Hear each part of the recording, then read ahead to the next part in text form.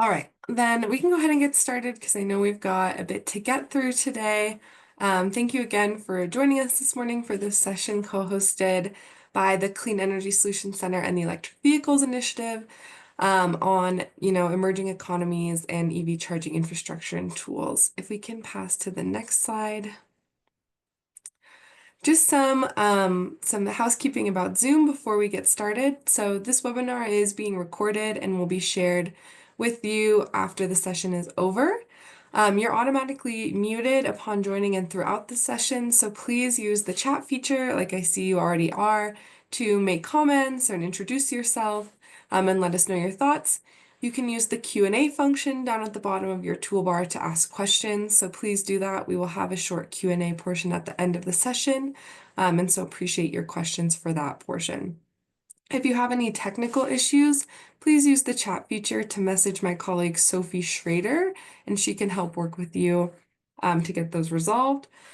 The easiest way to adjust your audio if you're having audio issues is through the audio settings. You can also dial in and listen by phone, which the information for that is in your registration email. Finally, we'll be launching a survey after this event is over. Your feedback is really important to us, so please fill that out if you are able. We can go to the next slide. So just a short agenda for today. We'll go over some short introductions. Then we'll cover an overview of the Solution Center and EVI work streams for the SEM. After that, we'll dive into our first technical presentation on EV charging infrastructure and tools, and then some Solutions Center case studies on EV charging before heading to our Q&A. If we can go to the next slide. So my name is Holly Darrow. I'm a project lead here at NREL.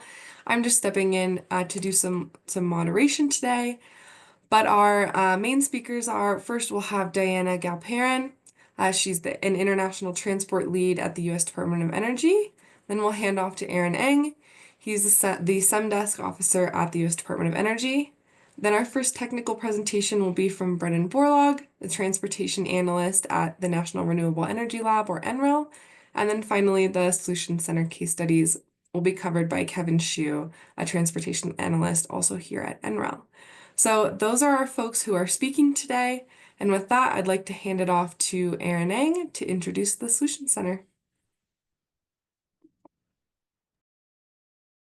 Thanks, Holly. As Holly noted, my name is Aaron Eng, and I'm with the U.S. Department of Energy, Office of International Affairs, where I oversee our SEM engagements and programmatic efforts for the United States.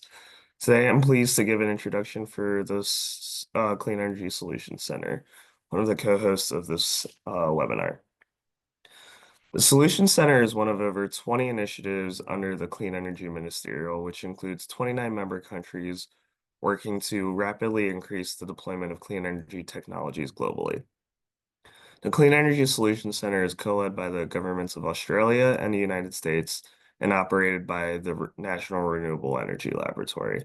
The whole idea of the Clean Energy Solutions Center is to equip governments with the capacity to design and adopt policies and programs to deploy clean energy technologies. Next slide. In partnership with other work streams like the Electric Vehicles Initiative, we do that in 3 ways. The first is through our Ask an Expert service. This service is available to any government that needs additional capacity to support a clean energy question or policy issue, and it is available free of charge to developing countries. In the history of the Clean Energy Solutions Center, we're proud to say we've answered over 300 requests supporting over 90 governments. Another way we support governments is through training and capacity building. We've done over 300, we've done over 300 webinars, reaching more than 20,000 public and private sector stakeholders. Our webinars are also available on our site as a resource for clean energy solutions around the world. And finally, our resource library not only includes our past webinars like this one, but other reports, policy briefs, and journal articles, making up over 1,500 resources that help support the rapid deployment of clean energy technologies globally. I'm glad we can share best practices and lessons learned to the wider energy community, and in this webinar, share knowledge and build capacity for electric mobility in international contexts and emerging economies. With that, I thank you for your time and turn it over back to Holly or Diana to give an overview of EVI. Uh, Yep, yeah, that's perfect. Yeah. thanks. We'll head it over to Diana to give an overview of EVI. Great. Thank you so much. And thank you all for joining us at different time points around the world. It is really exciting to see your names in the chat and see how global of an audience we have here today. My name is Diana Galprin. I work for the U.S. Department of Energy, and we are one of the co-leads of the Electric Vehicle Initiative, which is part of the Clean Energy Ministerial. And I want to urge, we'd love to get as many of you involved in EVI as we can. So please let us know if you'd like to receive any more updates or are interested in learning more about what EVI does. Go to the next slide. I'll give you a quick overview. We have 4 co-leads total in EVI with America, Canada, China, and Netherlands leading the program, but we have many more country members listed below, and the International Energy Agency supports all of the initiatives under the Clean Energy Ministerial, including EVI. One thing that the point of EVI is to help accelerate and introduce the adoption of electric vehicles worldwide. So we are here to look at the key questions that is necessary to answer to help make that happen. And we put on webinars, workshops, discussions, dialogues to help to do that. I think pretty soon you'll find that we'll have actually some materials up. We posted a workshop this past October that was really helpful in talking about EV charging modeling. Maybe some of you were there, but we'd love to continue to engage in this content with all of you. So welcome any thoughts you have on what is needed. You can feel free to put it in the chat. We're always looking for new ideas and opportunities to share new learnings on electric vehicles. Thank you so much to Holly for organizing this webinar. And this is part of our efforts to explore some of the tools that are out there already to support electric vehicles and what else is needed. So thank you so much, Holly, for having us. Awesome. Thank you, Diana. So with that, we'll pass it over to Brennan Borlaug, who's going to share his own slides for our first technical presentation. Thank you, Holly. And hopefully those are now coming through. Yep, we can see. Awesome. Yep, so hello, everybody. It's great to be here today. My name is Brennan Borlaug. I'm a senior research analyst at the National Renewable Energy Lab. And then for the next 30 minutes or so, I'll be talking about how our team at the lab approaches EV infrastructure planning and grid integration, touching on both points just at a very high level, but looking at it kind of from a modeling perspective. So we'll be kind of revisiting some of the slides and topics that were presented in the in-person meeting that Diana mentioned last October. And then at the end, I'll also kind of briefly walk through a list of publicly accessible tools. These are tools that are both provided by NREL, ones that I'm very familiar with, as well as ones that are provided by organizations outside of NREL. And hopefully some of these might be useful to you, might be new to you, and can help you in your planning efforts. So with that, let's get going. All right, so in case you were unfamiliar, the National Renewable Energy Lab, or NREL, is located in Golden, Colorado, and it's one of the U.S. Department of Energy's national labs. We are the only national lab that is solely dedicated to advancing renewable energy and energy efficiency, and we have a workforce of over 3,000 full-time employees, but that number is growing so fast that I have to update the slide, I feel like, every few weeks. So while most of our research does focus on the U.S. market, we do have several initiatives, some of which were mentioned at the top of the hour here, where we're supporting international decarbonization objectives as well. And we do research in all areas related to clean energy and energy efficiency. So this ranges from early stage R&D, like for renewable energy technologies, out to latter stage deployment and energy systems integration. And sustainable transportation is a growing area of research. It's become one of our major pillars at NREL. with transportation electrification being a major focus and the topic of this talk. And then NREL has a long track record when it comes to EV infrastructure analysis, with more than 10 studies that have been published in the past decade, many of which are called out here. So these include state level assessments, like for California's AB 2127 report in the United States, as well as 2 national assessments that have become guideposts for our country's EV infrastructure deployment plans. And again, so like most of these have been limited to the United States, but we have conducted, one infrastructure assessment for Bogota, Colombia, a year or 2 ago through the U.S. AID program, and we're doing some work around EV infrastructure planning in Mexico as well. Okay, so for the rest of today's talk, I'll be covering these 3 main topics that I already mentioned. So EV infrastructure modeling, integrating EVs into the power system, and then briefly describing some of those public resources and tools that are available to assist with EV planning. So diving right into the infrastructure planning. So today in the United States, EVs make up about 10% of new car sales, and they're at over 20% globally. So most analysts believe that EV sales are going to accelerate in the future. And this is just kind of due to scaling economies, declining costs in batteries, as well as supportive policies as well that are kind of driving this adoption. And in the U.S. in particular, this acceleration is going to be needed if we're going to hit our goal of 50% zero emission vehicle sales by 2030, and then 100% by 2050. That said, there are still barriers that must be addressed if we're going to achieve these targets.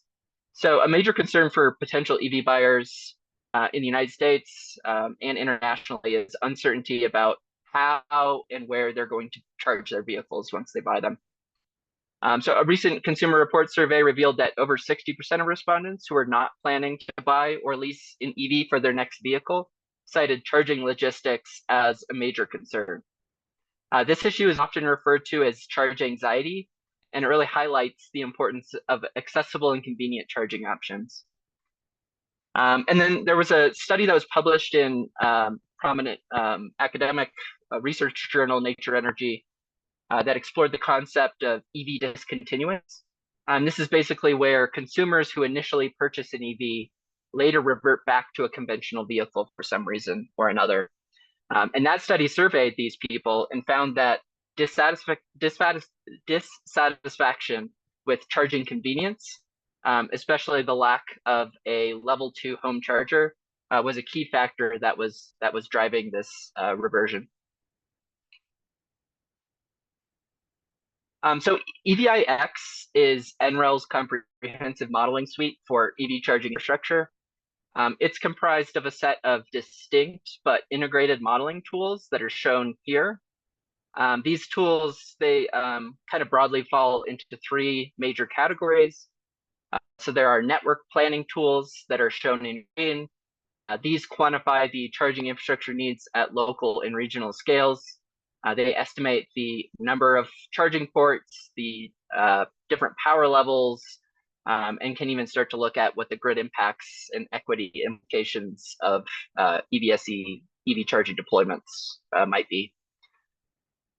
Site design tools, shown in blue, provide detailed charging station analysis to form station-level design and operational decisions.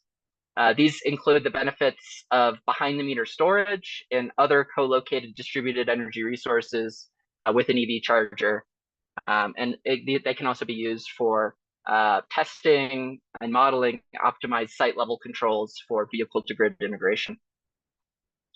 And then finally, the financial analysis tools in red, like EVI-Fast, they assess the costs that are associated with deploying this charging infrastructure. So both looking at it from a station or network operator's perspective, as well as looking at it from the EV drivers or the customer's perspective too. So how expensive might it be over time to charge my vehicle? We consider four main steps when we do our EV infrastructure modeling at NREL. So the first step is determining when, where, which EVs are adopted. Next, we model how these EVs are operated once they're in the fleet.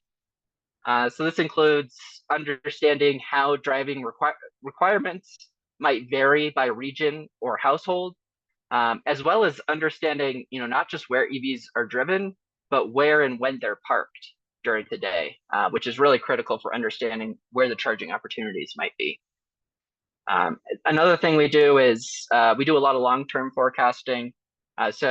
And we do use historical data to kind of inform these travel behaviors, but we have to be mindful of where things are going. We don't want to design a network based on past behaviors or for the past. We want to be looking to the future. So there is a forecasting and projection component to that as well. The third step is modeling how EVs are charged. This begins with assumptions about where EVs are going to have access to a charger. So this includes locations like, a home for a personal vehicle or a depot for a commercial vehicle. You should also consider how charging preferences might evolve and whether drivers will be willing to, how they're going to charge their vehicle, basically. Are they going to be willing to participate in grid-friendly managed charging programs, or are they going to be more greedy in their charging behaviors? And then finally, we model what the charging infrastructure would be needed in order to meet that demand. And it does include a selection of a design day, which is the day that we basically use to design the network for. This can be like a typical travel energy demand day, or it can be a peak demand day, or anywhere in between, but that's something that needs to be considered as well. So next I'll break each of these steps down in a little more detail, and I'll start to flesh out some simple and more complex approaches to each of them. These are really depending on the amount of data that's available. The data landscape is highly variable region to region, even within the United States, it's state to state. So hopefully I can give you a few options that might be useful for your context. Okay, the first step again, revisiting when, where, which EVs are adopted. So there are two main strategies for developing EV adoption forecasts. These are top-down and bottom-up. Top-down models, they typically start with a high-level EV stock target, basically the number of vehicles that we want on the road by X date. And then it distributes these vehicles to regions based on factors like the current vehicle stock, different demographics, location-specific demographics, land use, and local policies. Bottom-up models are more complex. They involve detailed modeling of consumer or fleet choices based on preferences, costs, and operational needs at the individual or personal level or the fleet level for commercial vehicles. And in general, commercial fleet decisions, they tend to be more centrally controlled. They're more focused on total cost of ownership and reliability. Alternatively, household decisions often involve softer factors like lifestyle preferences or stylistic choices, which can be very difficult for us to model. So that's something to consider as well. Moving on to how EVs are operated. And again, there are multiple approaches that can be taken here, depending on the data and models that are available to you. So starting on the left with simple assumptions, this approach requires minimal data. You only need a daily electricity demand, which can be roughly estimated if you know the daily driving distance for vehicles in your region, and an average vehicle energy consumption rate, which cannot, varies with respect to weather conditions, but this can oftentimes be found online. And then you would also, the last thing you would need to know is some assumption about the region where the vehicles are going to operate and charge. So next is using real-world travel data. So this can include like trip origins and destinations, like travel diary type data with travel times, trip distances, and different locations where the vehicle is parked throughout the day. This method provides a more accurate reflection of actual travel behaviors and charging opportunities, but it does come with these higher data requirements and added modeling complexity. We do this type of modeling a lot at NREL because household travel surveys are pretty common here, and they kind of serve as a natural data input for this type of modeling. But in other countries where we've tried to do these types of analyses, there oftentimes isn't a similar travel data source to use. And then the most advanced approach here involves doing your own detailed travel simulations, like developing an agent-based model. These can be tuned and validated on real-world travel, and they can be used to generate new hypothetical travel scenarios. These types of models are very powerful. They're highly customizable. They can simulate complex interactions, but they also have really high data requirements. They're very difficult to tune, and most of the time they're going to require significant computational resources to run as well.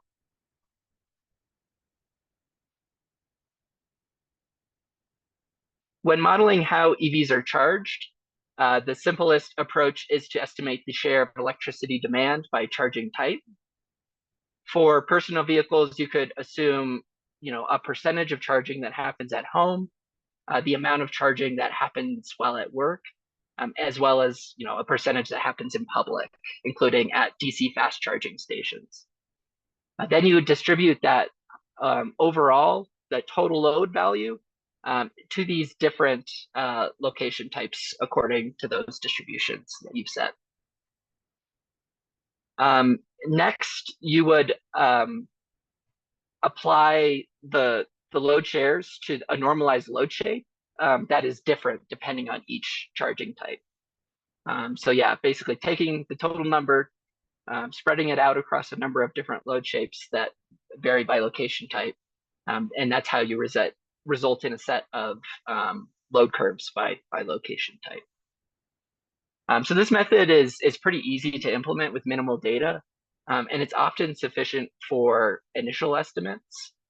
However, without any type of supporting data to validate or doing the bottom-up modeling yourself to help inform these assumptions and load shapes, it can be challenging to know which ones are appropriate to use. But there is some literature on this. So if you look online, look at the various academic and resources, you might be able to find load shapes that you can use.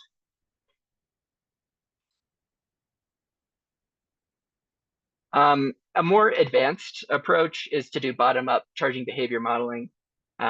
This would optimize for the vehicle level charging decisions that drivers are making based on cost, convenience, or some other priority.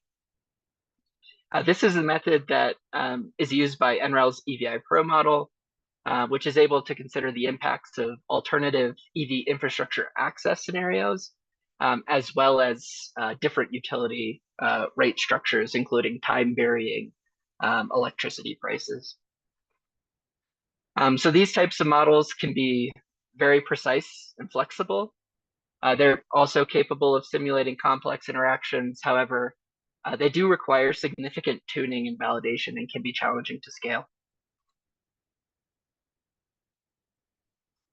Then the final step is modeling the charging infrastructure requirements.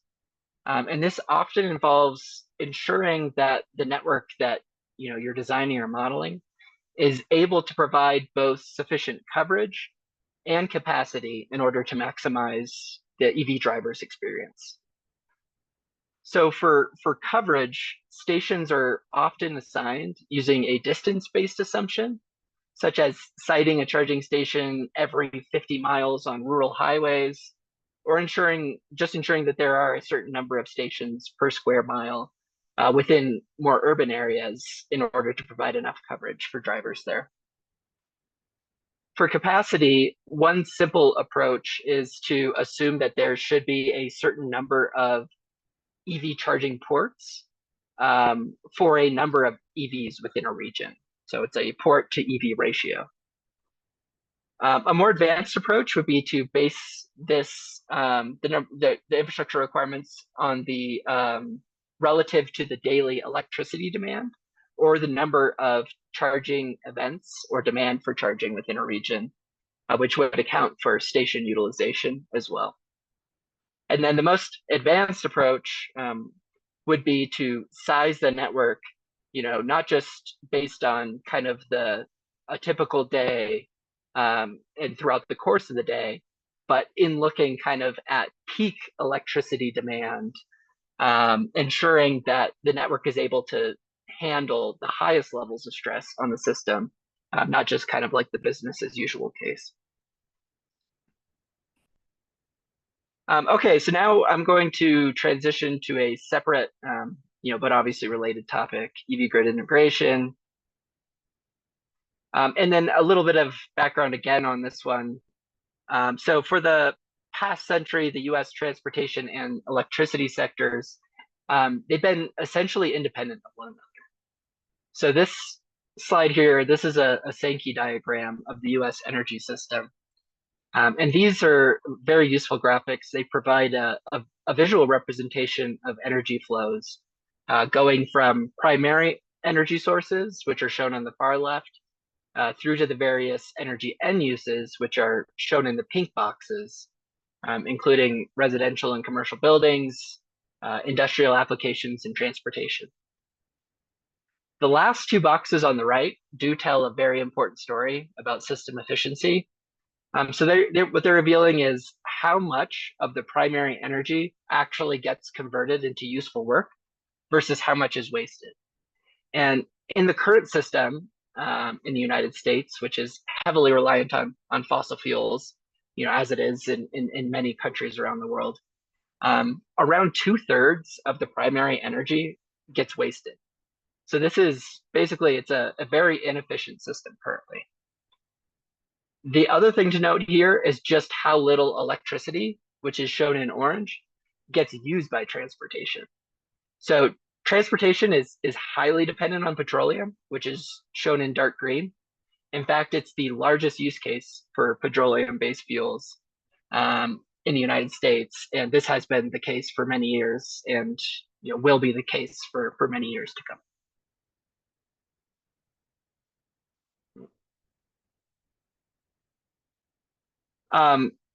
But why is it important? So this is set to eventually change with the rising popularity of electric vehicles. Historically, system-wide electricity demand has tended to increase over time in the United States, as it has in many countries, as new electrified technologies get invented and increasingly and kind of rapidly adopted. But in the United States, over the past 20 years, electricity demand has essentially remained flat.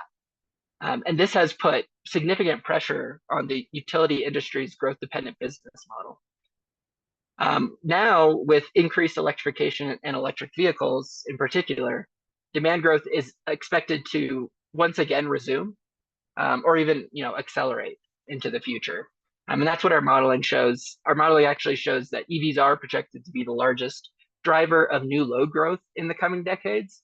Though that is, with the massive boom in AI, data centers are either at parity or might have just recently superseded it as well. But anyways, there's a lot of electricity demand that is going to be coming onto the system. And these are new types of demand that utilities are less familiar with and that are going to require new approaches for planning and adaptation. And at the same time that these new demands are coming online, the power system is undergoing profound changes of its own. So the rise of cost-effective renewables is driving a paradigm shift because these technologies have zero marginal costs. They're easier to connect to the grid, than large centralized power generators, and are more distributed than these traditional power plants as well. Their major challenge really just lies in their intermittency. And to address this, we kind of just need to rethink electricity demand. So instead of viewing demand as fixed, as we've done for many years, it can also be viewed as a flexible resource that is capable of adapting to better match a variable supply. And while many electrified household appliances can offer some level of flexibility, thinking of like smart thermostats as an example, EVs are projected to become the largest and most impactful source of demand flexibility in the future. One of the challenges in planning, preparing for EV demand on the grid is just trying to anticipate when, where, and how EVs are charged. These specific factors can have an even greater impact on the grid, on grid planning, than the total amount of electricity that's going to be demanded. So the charts on this slide, they depict multiple alternative charging strategies for EVs and their effects on the system level electricity demand profile. That includes the non-EV electricity demand as well. So if EV loads are not managed, which is what we're showing in the bottom left panel here, they may end up contributing significantly to peak demand, which could create operational challenges for the grid. However, if EV demand is managed in order to help balance that supply and demand, you could potentially turn a difficult challenge into a unique opportunity to enhance grid stability and efficiency. This is shown in the panel on the bottom right, where EV loads are really used to kind of help smooth out the system level load profile and increase the utilization of those fixed grid assets, which just is a benefit to all parties involved in the electricity system. There are multiple reasons why EV demand is uniquely flexible. But one key reason that is often cited is, despite their primary purpose of providing mobility, vehicles are actually highly underutilized assets in this regard. So survey data from the United States shows that on average, personal vehicles are parked 95% of the time.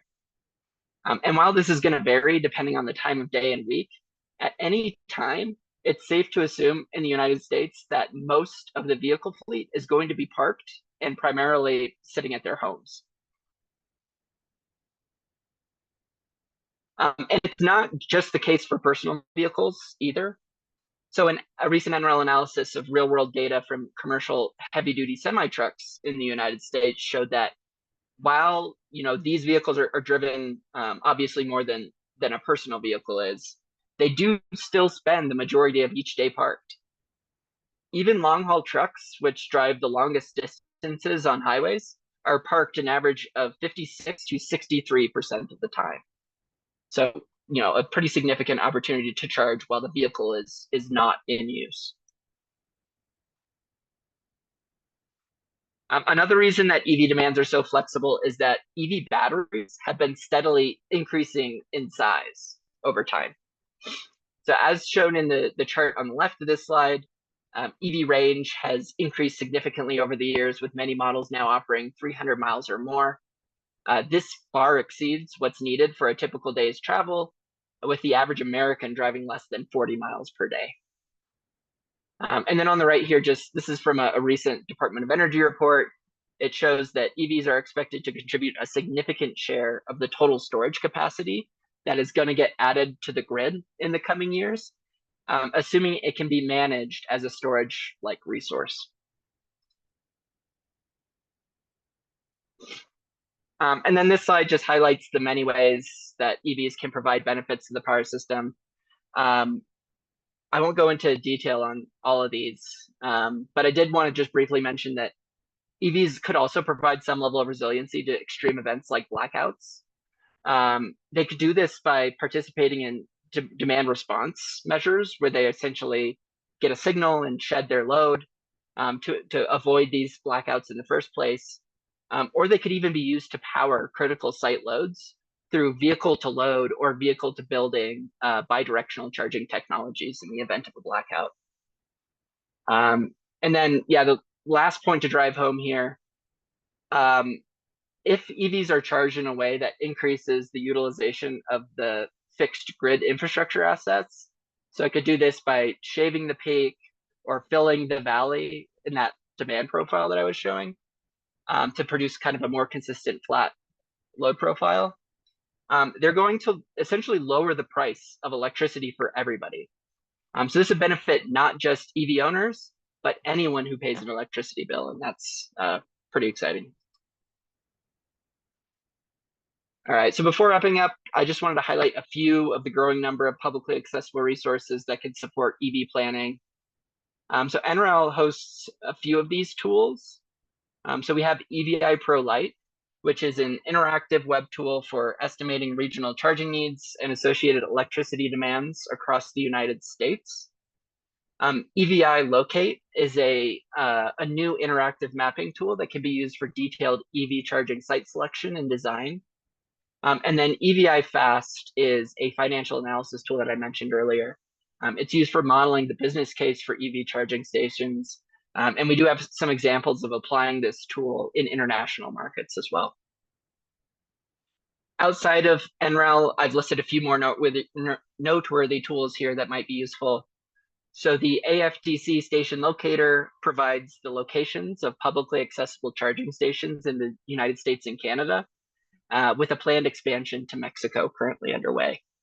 This is a very valuable resource for the entire kind of EV charging community, and I would recommend that other countries kind of look to it to see if something similar can be done in their region.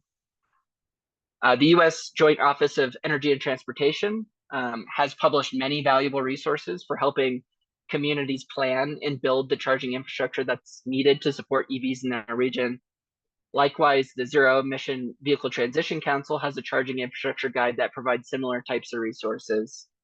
And then finally, the International Energy Agency's EV charging and grid integration tool is a very useful tool that can generate custom charging load profiles for a whole variety of vehicle classes, including 2- and 3-wheelers and different charging use cases. So that can be really helpful for understanding what EV demands on the grid are going to look like, so that you can start to plan for them as well. So with that, I want to thank you for your time, and I look forward to your questions.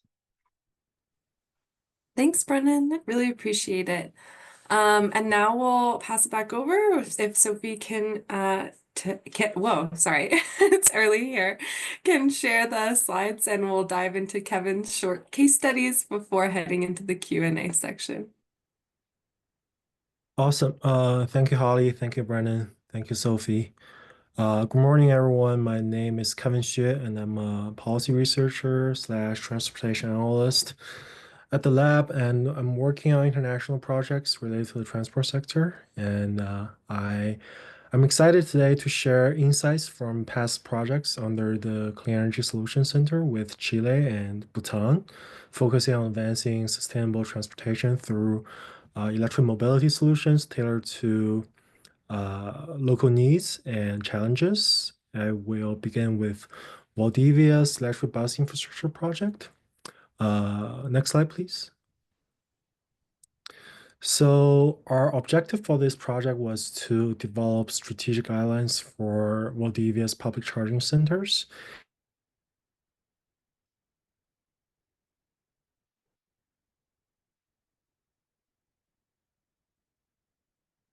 And efficiency, and second, defining the technical requirements needed to support scalable battery electric bus charging infrastructure.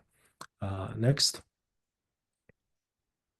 So Chile is actively fulfilling its commitments under the Paris Agreement and the Sustainable Development Goals, particularly SDG 13 and SDG 7, setting a global example in climate action and sustainable energy.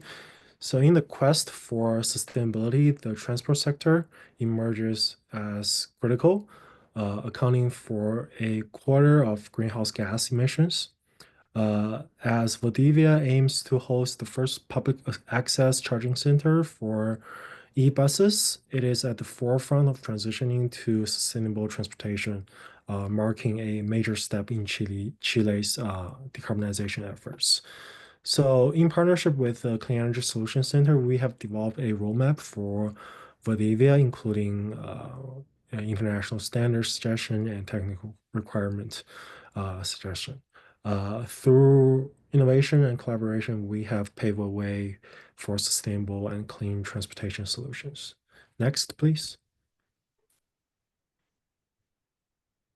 So charging centers play an essential role in the success of public transit electrification, ensuring reliability and efficiency of operations. So in this project, we focus on the diversity of charging types, AC charging commonly used for light-duty vehicles and DC fast charging, essential for rapid charging needs like those of e-buses. So globally, charging standards vary. North America relies on the SAE J1772 standards for AC charging, while the IEC standard is prominent in Europe and South America. For DC fast charging, CCS is widely adopted, and CHAdeMO is favored in Japan. And China also has developed its own GPT standards to address both AC and DC charging needs. So although these regional differences exist, efforts are on the way to streamline and enhance compatibility, supporting the global shift to electro mobility. Next slide, please. So in this project for Valdivia, we documented the global shift toward harmonizing technical standards, a critical step for ensuring interoperability and consistency in EV infrastructure. So recognizing this trend was key to guide our approach. So in North America, the transition from SAE J1772 to J3400 raised important considerations along the longevity and compatibility of adopted standards. So for Valdivia, however, we focused on aligning with the IEC standards, which are increasingly adopted across South America, including Brazil, Argentina, and Chile itself. So by recommending IEC standards for Valdivia, we ensured alignment with regional practices, facilitated support for a wide range of EV technologies, and simplified installation and logistical processes. So this strategic alignment not only reduces barriers to deployment, but also positions Valdivia as a model for scalable, interoperable EV infrastructure across Chile. Next, please. So in integrating battery electric buses into Valdivia's public transport system, we focused on foundational strategies to ensure their successful operation. We evaluated two types of e-buses, long range and fast charging buses. So for long range e-buses with battery capacities between 250 and 660 kilowatt hours are designed for extensive daily operations and are typically recharged overnight at depots. For fast charging e-buses on the other side, they have smaller batteries ranging from 50 to 250 kilowatt hours, and they are ideal for shorter routes with frequent charging opportunities. So to support these, potentially support these buses, we considered three key charging strategies. So first, depot charging. So these are primarily used for long-range buses, e-buses, and this strategy focuses on overnight charging with scalable infrastructure, optimize off-peak schedules, and battery health monitoring systems. And second,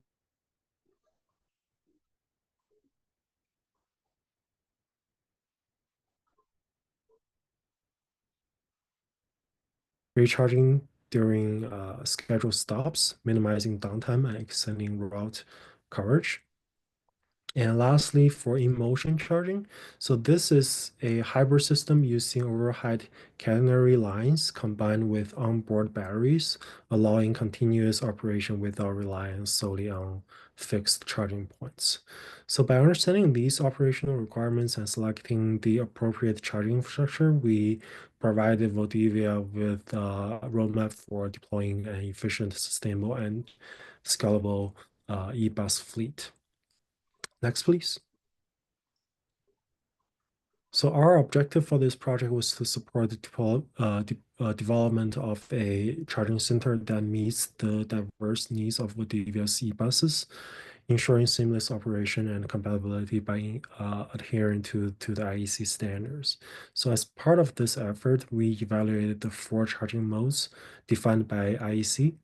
So for mode 1, this offers basic AC charging up to 1.92 kilowatts, and with minimal safety features and low power output. It is unsuitable for e-buses. And mode 2 provides enhanced safety and communication capabilities, supporting up to 2.4 kilowatts. However, it is better suited for light-duty vehicles, light-duty EVs, rather than heavy-duty demands of the e-buses. And mode 3 supports advanced AC charging up to 22 kilowatts, integrating robust safety and communication features. And this mode aligns well with overnight depot charging needs for e-buses, offering reliability and efficiency. And lastly, mode 4 delivers DC fast charging from 50 kilowatt to 350 kilowatt, more than 350 kilowatts, designed for rapid and heavy duty charging. And this mode is ideal for public charging centers, meeting the operational demands of Valdivia's e-bus fleet. So through this analysis, we indicated that mode 3 and mode 4 provide the robust infrastructure necessary to support the efficient and reliable operation of e-buses, aligning with Valdivia's goal for scalable and sustainable transit electrification. And through this project in Valdivia, we developed a comprehensive framework for charging infrastructure tailored to the city's needs and establish a strong foundation for sustainable public bus transit electrification in Chile. And next, please. And now I will highlight our work in Bhutan, where we focus on accelerating fleet and freight electrification by providing insights, infrastructure planning, and strategic guidance to support the country's transition to clean energy, clean transportation. Next, please. So our objective in Bhutan was to build local capacity for planning and implementing electric freight and fleet vehicle projects. We focus on 3 key areas: providing an overview of current e-truck technology and charging standards, analyzing economic and technical considerations like battery costs and operational benefits, and lastly, guiding the design of pilot projects, including hub planning, charging requirements, and funding strategy for sustainable development. And next, please. So Bhutan's current vehicle fleet as of June 2023 totals 127,000, with 680 of them are electric vehicles, just 0.53%. This marks an early step towards sustainability goals, and the fleet comprising of more than 8,000 vehicles with 97 EVs, highlighting Bhutan's commitment to electrification. So this figures illustrate the scale of and focus areas for advancing fleet electrification in Bhutan. Next, please. So in Bhutan, we structure pilot projects around 3 critical focus areas: high impact models, operational feasibility, and key components. So we prioritize models with potential for significant impacts such as short route delivery trucks operating within defined areas. And these vehicles with predictable patterns and centralized charging needs were well suited for hub and spoke systems and serve as an ideal candidate for testing. And we selected routes with consistent and predictable patterns, along with lower range requirements to streamline planning and execution. This approach ensured that the pilot remained practical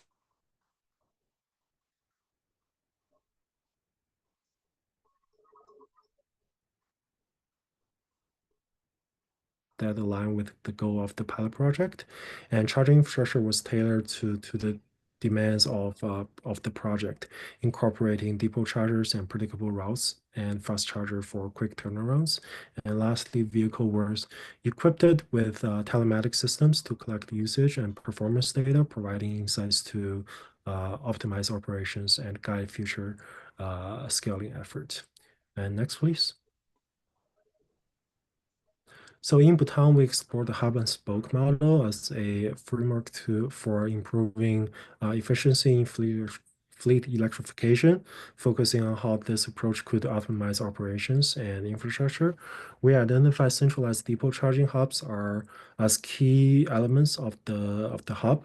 These hubs simplify operation by consolidating charging infrastructure in one location, reducing complexity and minimizing costs. This approach was identified as a cost-effective way to streamline fleet operations in Bhutan. And we analyzed predictable routes within the hub and spoke system, which reduced logistical complexity and made it easier to manage schedules and energy needs. Additionally, the model offered operational benefits by allowing drivers to return home more frequently, enhancing job satisfaction and reducing turnovers.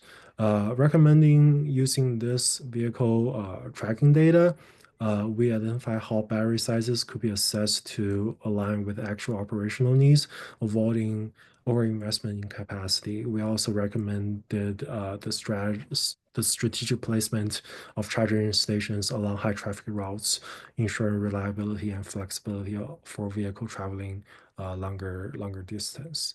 So our analysis aligned the hub and spoke model with industry trends such as shorter average house and regional routes, which are becoming more common in freight operations. And the growing adoption of digital freight matching and preloaded trailer system was also noted as an opportunity to enhance operational coordination in Bhutan's evolving freight sector. Next, please. In Bhutan, we addressed the need to tailor charging infrastructure to specific requirements of different vehicle types. So for light-duty trucks, they have smaller battery sizes and they are compatible with level 2 on mode 3 chargers. And for medium trucks, they are used for regional deliveries, and they require a combination of level 2 for depot charging and DC fast charging for quicker turnarounds. And for heavy duty trucks, they have larger battery sizes, and they usually depend on DC fast charger or emerging megawatt charging system to handle long haul routes and heavy loads. Some key consideration include battery sizes, range requirements, and duty cycles. And next, please. So in Bhutan, we focus on offering charging infrastructure solutions to enhance operational efficiency and ensure future scalability. This approach was centered around 4 critical elements. So first, these chargers were identified as the depot charger were identified as cost-efficient solutions for fleet returning to a centralized base, such as delivery or transit vehicles. Supporting overnight charging with lower power equipment, they reduce installation and operational costs while meeting the need of predictable and shorter routes. So for en route DC fast chargers, so for trucks with longer routes or higher utilization rates, DC fast chargers were prioritized to minimize downtime. These chargers ensure operational continuity for long-haul and high-frequency fleets by enable rapid recharging. And integrated energy management, we documented strategies to integrate renewable energy sources such as solar and battery storage to enhance grid stability and reduce reliance on fossil fuels. And smart charging system will also emphasized. For scalability, infrastructure plan accounted for future fleet expansion and technological advancement, including higher capacity chargers like megawatt system and modular designs for incremental updates. So by addressing these elements, Bhutan's charging infrastructure is positioned to support seamless fleet operation and reduce emissions and adapt to evolving electrification needs. So by implementing these strategies, Bhutan is well positioned to create a robust and scalable charging infrastructure that support its electrification goals, reduce emissions, and enhances energy resilience. And this concludes my presentation. Thanks. Thanks so much, Kevin. And thanks, Kevin and Brennan, for both of your presentations, really looking at, kind of the full breadth and scope of EV, kind of technical analysis and charging infrastructure and grid integration, and then 2 specific cases. And I know we're coming up to the end here. We can stay just a couple minutes over for those of you who are able. I just want to touch on some of the questions that have come up in the Q&A, and huge thanks to Brennan for typing some responses, but I think it might be good to also chat about them. And so, Brennan, I'm wondering if you can speak a little bit to the answer you typed in the Q&A related to the question on range anxiety for EV owners and how EV owners will charge their cars anytime they can, even if they're already almost fully charged, and if that is a burden on the grid, and if you could speak to the answer that you gave there. Yeah, I can. It was a good question from Scott, and something we think about a lot in our modeling. So we do have some data on, I guess, historical charging patterns from early EV adopters, and they do, like, you can kind of see the range anxiety baked into these behaviors. Or maybe it's just a convenience thing. But it's there are a lot of cases where they definitely did not need to charge, but they're doing a lot of topping off. And we've had to think, like, is this going to be a behavior that's going to persist in the future, or is this something that when people are more familiar with the technology and there are more alternative charging options available, could that change and become something that's more similar to how we all kind of treat gas stations today? But there's a second point in here that was really good too.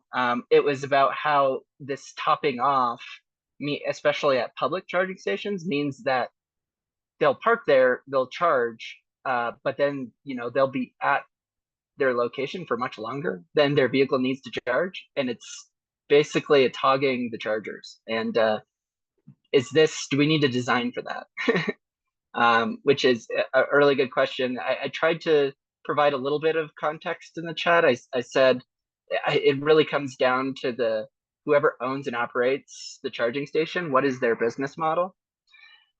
If they are in the business of selling electricity, well, then they're going to want to encourage throughput because that's the only way that they can become profitable.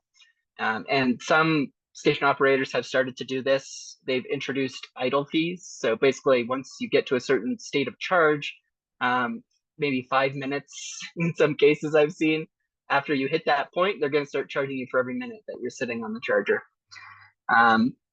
For other business models, though, like site hosts, so a lot of times this is kind of like an amenity for their business. And they might actually view idle EVs in their parking lot as a good thing if it means that they're in your store shopping. So I think it's going to really be use case specific, business model specific. But it is something that we should consider as, like, how are people charging at these different location types, and then use that to understand, how it might evolve going forward. Yeah, that's a really good point, and especially the difference between that and then the kind of the behaviors we see with, traditional ICE vehicles is really interesting. I know we're at time. I just want to address the final question that came in here in the chat for those of you who are able to stay, which is, given the projected increase in electricity demand with a lot coming from transportation, what improvements, technical, computational, etc., are necessary to better represent EV batteries in whole system electricity models? And I imagine that there's many, but if you are, want to just touch on a key few, that would be great. Yeah, do you want me to take a stab at that one? Yeah, Okay. that sounds great. Yep. Yeah. So we are thinking about this now, and it really is from the angle of trying to incorporate EVs into grid models. So basically, kind of trying to put a little bit of a square peg in a round hole, though EVs are mobile batteries, and batteries are already in these models. So we do have at least a template to go off of. I think that the biggest thing is we really need a good understanding of, again, where EVs are located throughout the day, how often, kind of to the previous question, EVs are plugged in. So when we're talking about from a grid perspective, if EVs are topping off all the time, even if they're sitting idle, but plugged in, that is useful because you're connected to the grid at that point, and you're a huge battery that's sitting on the grid. So it's like going against what I kind of just said. Like if you want a system that might be most optimal from the power grid perspective, they probably want these EVs to be plugged in all the time and providing grid services to the extent that they're able. But when it comes to modeling, I think we just really need to bound like the amount of flexibility and the limits on how much of an EV driver's battery they might be willing to donate, although they would get paid to the grid before, because these vehicles, they have to provide mobility first. So it's not just, I think range anxiety would also creep its head into how much they're willing to participate in these programs. So despite having a huge battery on the grid doesn't mean you can access that whole battery. Figuring out when and how you can is kind of the next step, I think. Yeah, absolutely. And I think, there's so many complexities in all of the interplays between these different services that EV batteries can provide, right? And then how that interacts with charging infrastructure and stability of the grid. I know we're a little bit over time, so I just want to thank our wonderful presenters, Kevin and Brennan, as well as Diana and Aaron for presenting today. If you have any questions, please feel free to reach out to us at expert@cleanenergysolutions.org. And we are more than happy to direct you to EVI, to direct you to resources here at NREL, or direct you to resources available through the Clean Energy Solutions Center. Thank you to those of you who were able to stay and appreciate your time. The resources and recording for today will be shared with you in the coming days. Thank you so much. Bye.